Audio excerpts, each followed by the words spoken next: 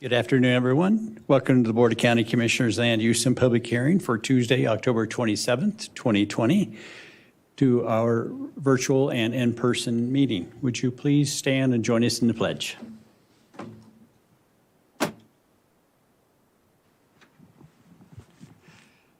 I pledge allegiance to the flag of the United States of America and to the republic for which it stands, one nation, under God, indivisible, with liberty and justice for all.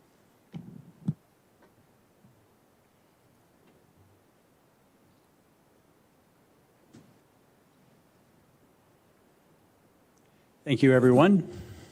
Mr. Pratt, do we have certification of our agenda today? Good afternoon, Commissioners. Chris Pratt with the County Attorney's Office. There are 3 items on your agenda this afternoon. The Community Development Block Grant Citizen Participation Plan that had published notice accomplished September 24th, 2020. The Tallman Gulch Development Agreement, Project File MI 2020-006. It had signed, posted notice, and published notice accomplished October 8th. And then the Sterling Ranch Plan Development, Second Amendment, Project File ZR 2020-008, has been continued from the October 13th, 2020 meeting of yours where it was properly noticed at that time. All of these items have been properly noticed, and you have jurisdiction to hear them this afternoon. Thank you, sir. Do any commissioners have any disclosure for any item on our agenda today? I have none, Mr. Chair. Thank you. I have none, Mr. Chair. Thanks. And I have none. Our first item for our public hearing is 2A is Community Development Block Grant Citizen Participation Plan. Presenting for staff, Project Manager Tina Dill.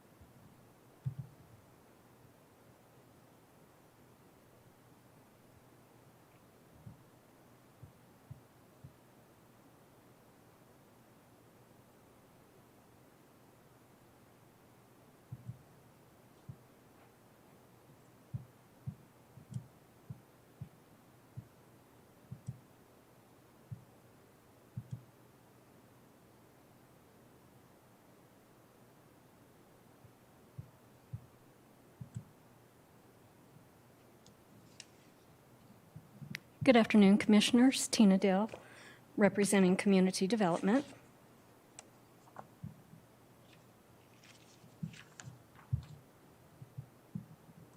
The request before you today is to approve the Citizen Participation Plan for use in the Community Development Block Grant Program, which is administered by the U.S. Department of Housing and Urban Development, or HUD.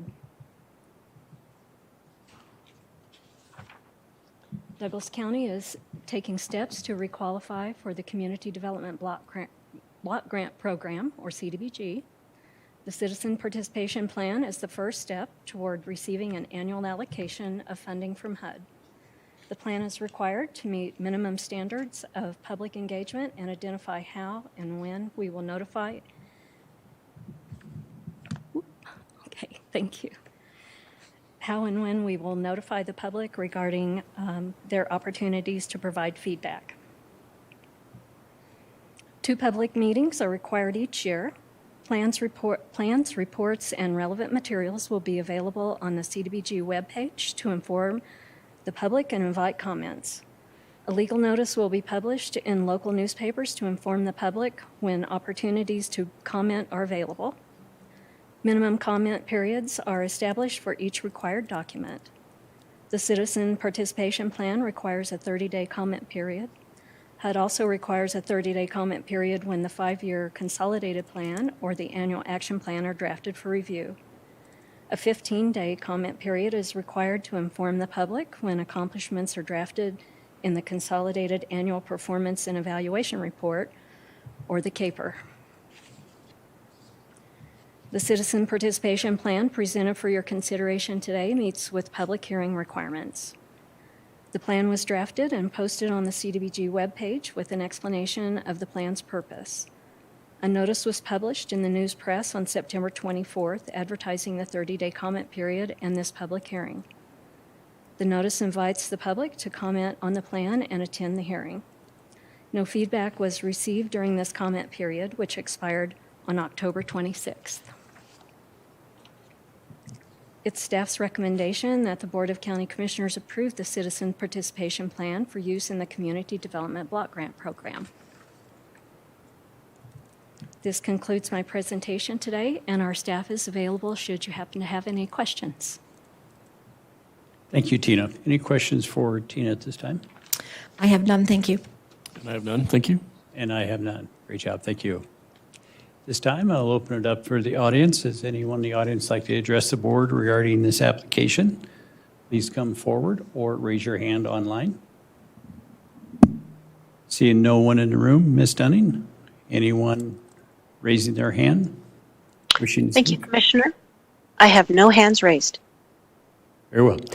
This time, we'll close public comment, bring it back to the board for any further questions, discussion, and/or motion. Mr. Chair, I would like to make a motion, if there's no further discussion, to approve Community Development Block Grant Citizen Participation Plan. Second. We have a motion and a second. No further discussion. All in favor, state aye. Aye. Aye, the motion passes. Thank you, Tina, for bringing it forward. Appreciate it. Our next item on the agenda is the Tallman Gulch Development Agreement, Project File MI 2020-006, presenting for staff, Matthew Jakubowski.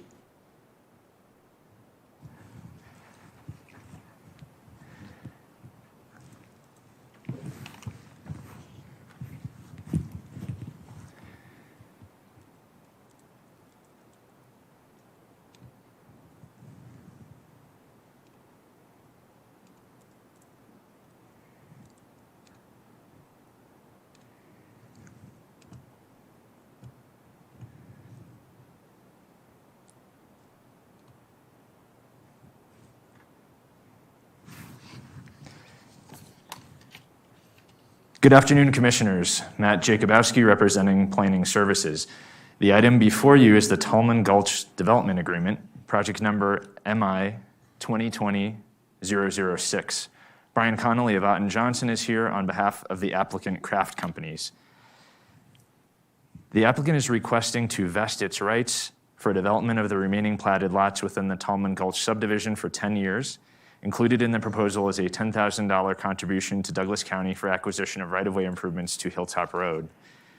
Per section 3504.06 of the zoning resolution, the board shall evaluate the development agreement, staff report, and public testimony, and shall approve, conditionally approve, table for further study, or deny the development agreement. The site, which is outlined in blue, is located within northeast Douglas County at the intersection of Hilltop Road and Maryvale Trail. The blue dots shown on the map are the 67 platted remaining undeveloped lots. Tallman Gulch was approved in 2006 by the Board of County Commissioners for 121 lots. A density bonus was granted due to the open space set aside and provision of central water and sewer. There was a replat in 2007 to redescribe open space tracts within the development, and as I mentioned, 67 lots that are platted remain undeveloped. The approval standards for a development agreement are set forth in section 3503 of the zoning resolution and are listed on this slide. Staff's assessment of the approval standards are discussed in detail within pages 3 and 4 of the staff report. Specific to section 3503.02 of the approval criteria, the applicant proposes payment of $10,000 to Douglas County for acquisition of additional right-of-way improvements to Hilltop Road, which is a supplemental benefit not required through county regulations. This concludes staff's presentation. We do have the applicant here represented by Brian Connolly of Otten Johnson to answer any questions you may have. Thank you. Thank you, Matthew. Any questions for Matthew? I have none, thank you. And I have none, thanks. Matthew, I have a question regarding the $10,000. Is that defined and part of the criteria, or would it be necessary to have a condition of approval? I don't know if I have an answer to that. Perhaps legal staff may have an answer. I don't believe it needs to be a condition because it's in the agreement. I agree. I would say that since it's a part of the agreement, it's a term in the agreement that they are obligated to abide by that. You don't need it as a condition of approval. Okay, very well. Thank you. This time, I believe we have the applicant representative, Mr. Donnelly. Would you like to address the board? Afternoon, board members. It's nice to see you today. Brian Connolly, last name is spelled Connolly. Business address is 950 17th Street, Suite 1600 in Denver, with the law firm of Otten Johnson, Robinson Neff, and Raganetti. I just wanted to reiterate sort of our rationale for why we are seeking this agreement. First, as you know, this is a custom home project. The build-out period for a custom home project is quite a bit lengthier than other single-family developments that you might see. This project has had a sales pace of about 4 lots per year. So this would vest the development rights and ensure that we have the ability to build out the project over the course of the next 10 years. Secondly, as with any project, there's been significant infrastructure that's been installed, so this certainly gives us the ability to sort of receive the benefit of having installed that infrastructure. In addition to that, we'll provide the contribution for the Hilltop Road improvements, which would provide the supplemental benefit that's not required by the code. And then most importantly, perhaps, is that this provides certainty in terms of the financing of the project. So the project has a metro district. The metro district has been developed and bonds have been floated on the assumption that this project will be built out over the course of the next 10 years that are shown in the agreement. And this just provides more certainty to the bondholders, particularly in light of, I know all of you are aware that there have been some anti-growth measures that have been floated on the state level, and so this provides more of that certainty. And so we think that, again, it provides certainty to the county, the developer, the district, and the community that the project will be built out as it was approved by this board now more than 10 years ago. So we appreciate your consideration and respectfully request your approval. I'm happy to answer any questions, too. Great. Thank you, Mr. Connolly, and I apologize for saying Donnelly. You're such a gentleman. I've been called much worse than that. Thank you, sir. Questions for the applicant's representative? Join the club. How long ago was that service plan for that metro district approved, do you know? It was approved concurrently with the project. And that was how long ago? 13 years ago. And how many lots have been developed already? There are 54 lots that have been developed. Yeah, 54 lots have been developed, or 54 lots have been sold. 67 are held by the developer. Okay. I have no further questions. Thank you. And I have no questions at this time. Thank you. Great. And I have no questions, Mr. Connolly. Thank you. Thank you, commissioners. This time, I'll open up anyone in the audience, either in person or online, would like to address the board regarding this development agreement. Seeing no one come forward in the room. Ms. Dunning, anyone online? No, Commissioner, I see no hands raised. This time, I'll close public comment, bring it back to the board for any further questions, discussions, and, and/or motion. I have a comment, though. I'll just make a comment that I think it's persuasive and it makes sense that the market needs predictability. The market needs to know what to expect. And I don't think it is fair or it makes any sense for our community as a whole for this developer to have put in the infrastructure and then not have those rights vested in completing the project.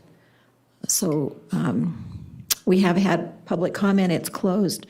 So I can say that I am in support. I believe it meets the criteria we've been presented with. Well, and I would just echo those sentiments that certainly in the private sector, predictability is so essential. And, oftentimes I think it's fairly easy for government to forget about the time value of money and the enterprise risk that the development community engages in. And again, that predictability is so essential. And based upon what I heard and from the packet, I will be in support as well. Very well. And being familiar with this project before, the applicant has gone through what I believe is all the proper processes on development and all the approvals. And so I am in agreement too. It certainly gives us surety for what they've asked, what's been presented and approved before. So I am in agreement. Also believe it meets all criteria of 3503 of our zoning resolutions. We'll entertain a motion. Mr. Chair, I have a motion to approve Tallman Gulch Development Agreement Project File MI 2020-006. Second. We have a motion and a second. No further discussion. All in favor state aye. Aye. Aye. Motion passes. Congratulations. Thank you for bringing forward. Our next item on the agenda, item 3C, Sterling Ranch Plan Development, Second Amendment, Project File ZR 2020-008. Presenting for staff, Kurt Whitekennott. Good afternoon, Commissioners. Kurt Whitekennott for staff. This item has been requested by the applicant to be continued till November 17th, 2020 at 2:30 p.m. And Kurt, was there a particular reason for the request? With this, they wanted to continue working with the school district to resolve some outstanding issues. Very well. We have it presented to the board. What would be the desire of the board? No, there's no further discussion on this. Mr. Chair, I'll make a motion to continue Sterling Ranch Plan Development Second Amendment to November 17th at 2:30 p.m. Project File ZR 2020-008. Second. We have a motion and a second. No further discussion. All in favor state aye. Aye. Aye. That item is continued to November 17th at 2:30 p.m. That concludes all the items on our agenda. We are adjourned. Thank